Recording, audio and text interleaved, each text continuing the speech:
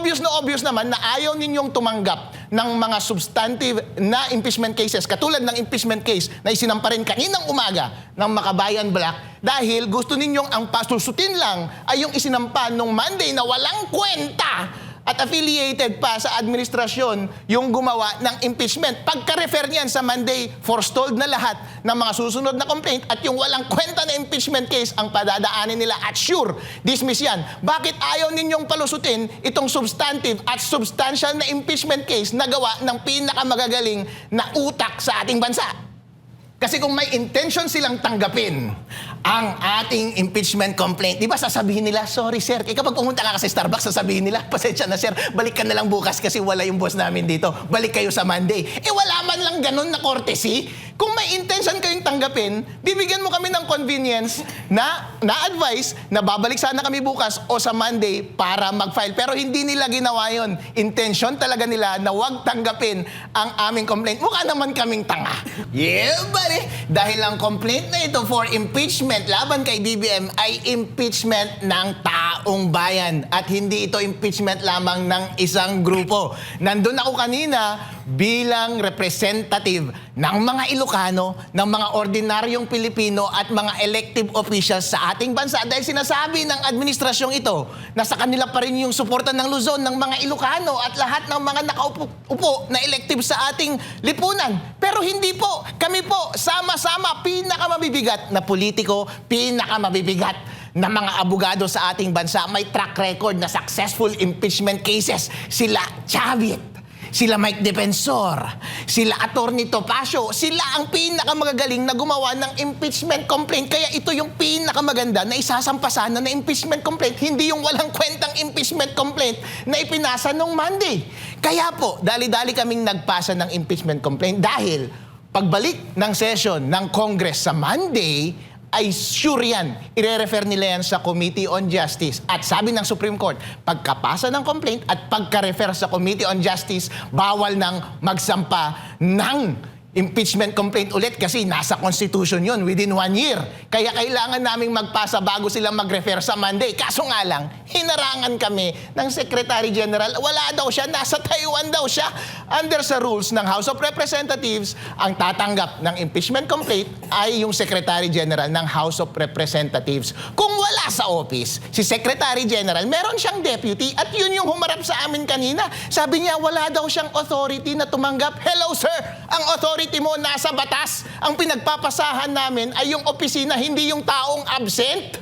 At saka, ang sabi nga nila, noong 2017, nagsampa na rin kasi ng COMELEC impeachment case laban kay Commissioner Bautista. Merong president na ang tumanggap noon yung deputy, hindi yung Secretary General. Kaya hindi pwedeng palusot yan. Obvious naman na ayaw ninyong tumanggap ng mga substantive na impeachment cases, katulad ng impeachment case na isinampa rin kaninang umaga ng Makabayan Black, dahil gusto ninyong ang pasusutin lang ay yung isinampa nung Monday na walang kwenta at affiliated pa sa administrasyon yung gumawa ng impeachment. Pagka-refer niyan sa Monday, forestalled na lahat ng mga susunod na complaint at yung walang kwenta na impeachment case ang padadaanin nila at sure, dismiss yan. Bakit ayaw ninyong palusutin itong substantive at substantial na impeachment case na gawa ng pinakamagagaling na utak sa ating bansa? Di ba dapat, attorney, ministerial yan yung pagtanggap? Tama. Automatic niya yun dapat, di ba? Automatic. Ang isang public official, dalawa lang naman ang paggawa mo ng trabaho, ministerial o discretionary.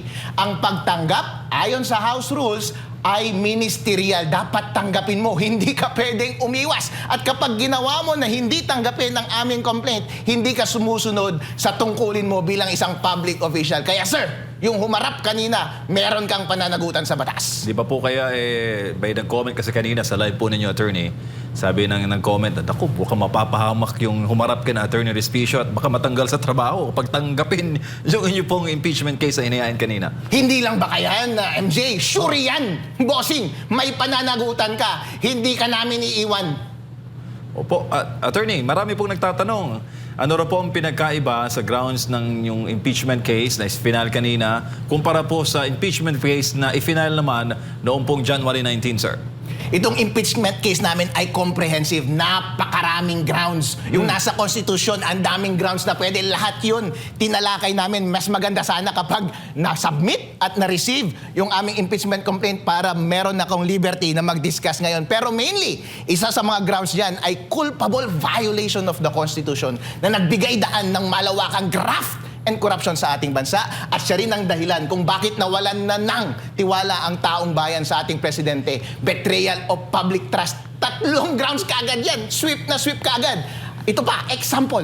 Anong example ng culpable violation of the Constitution? Yes, sir. Yung mga program na mga appropriations dun sa ating budget. Sino ba ang required na mag-prepare ng budget? Ang executive. Ang executive ay nakalodge lamang sa isang tao, ang ating presidente. Siya ang nagpatupad ng mga unprogrammed funds. Against yan sa Constitution kapag hindi specified kung saan manggagaling yung funds at walang trigger doon sa general appropriation. Pero ginagawa nilang practice yan, culpable. Ibig sabihin, sinasadya at alam pero pinagpatuloy mo pa rin, culpable violation of the Constitution. Iniwasan mo yung utos mismo ng Constitution pagdating sa tamang pag-appropriate ng unprogrammed funds. And yan tuloy, sabi nga ng kanilang mga kakampi na bumaliktad na, yun ang dahilan kaya sila nakapagnakaw at meron pang mga specific statements na may delivery mismo kay Presidente at sa kanyang mga kakampi. At yan din ang dahilan kaya ngayon ang taong bayan wala nang tiwala sa kanilang lahat dahil settled naman na naniniwala tayo na yan ang dahilan kung bakit nagkaroon ng malawakang daya sa ating lipunan. Huwag po nating sabihin na matagal na nilang ginagawa itong bagay na ito. Therefore, forestalled na tayo, bawal na nating questionin ang bagay na ito. Dahil tandaan po ninyo, yung PDAF noon, yung pork barrel, matagal na nilang practice yan.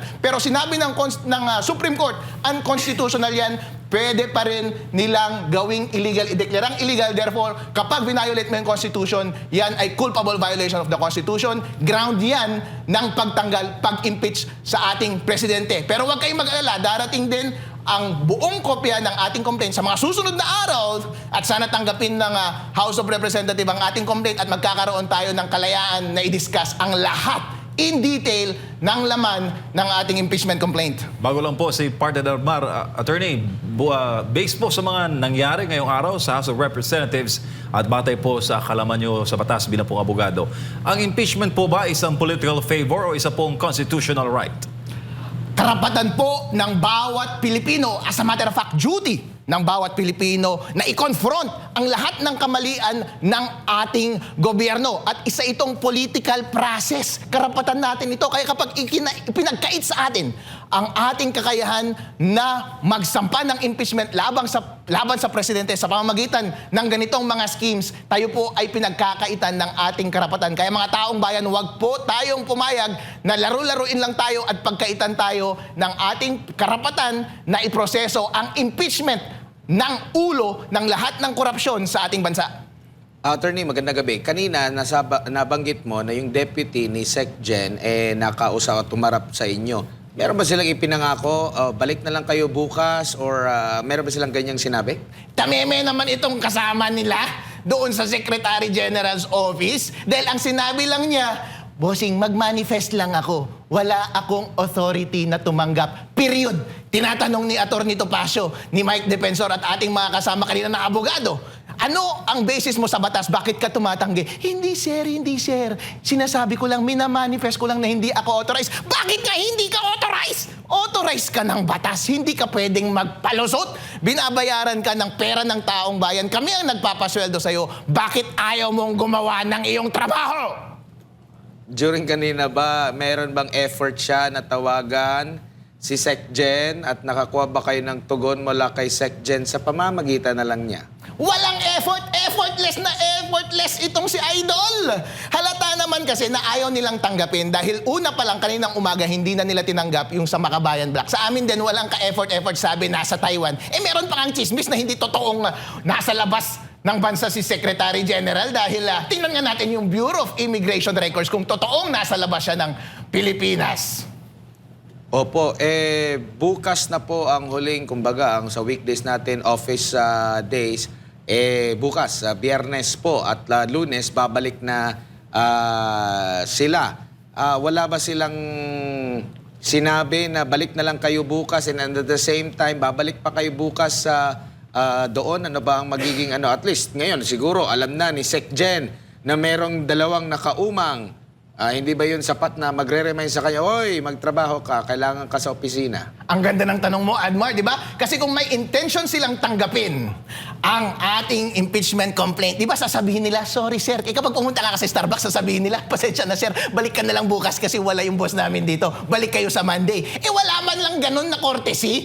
Kung may intention kayong tanggapin, bibigyan mo kami ng convenience na advice na babalik sana kami bukas o sa Monday para mag-file. Pero hindi nila ginawa yun. Intention talaga nila na huwag tanggapin ang aming complaint. Mukha naman kaming tanga.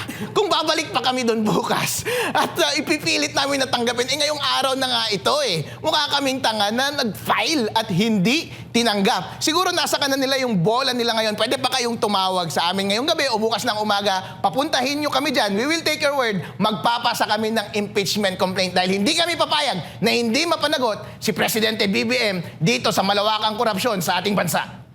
Hindi na ito kumbaga yung follow-up hindi lang basta text hanggang tawag, kundi mababasa na talaga ni SecGen mga balita na meron siyang hindi natanggap na mga complaint. No, ngayon, if ever po, attorney, na hindi pa rin tatanggapin hanggang bukas, ano po yung nakikita nyo po dito? Ano bang napag-usapan ninyo na maaaring susunod ninyong hakbang kung pwede ninyong ilahad? Maraming pwedeng mangyari at marami kaming hakbang. For sure, mapapanugot si Secretary General ng House of Representatives dahil sa kanilang pagtanggi ng pag-receive ng mga maaayos na impeachment complaint. Ganon din yung deputy na yan na nagpakita kanina sa ating video. At higit sa lahat, hindi kami titigil hanggat hindi mapanagot ang totoong may kasalanan ng lahat ng pagnanakaw sa ating bansa na si BBM.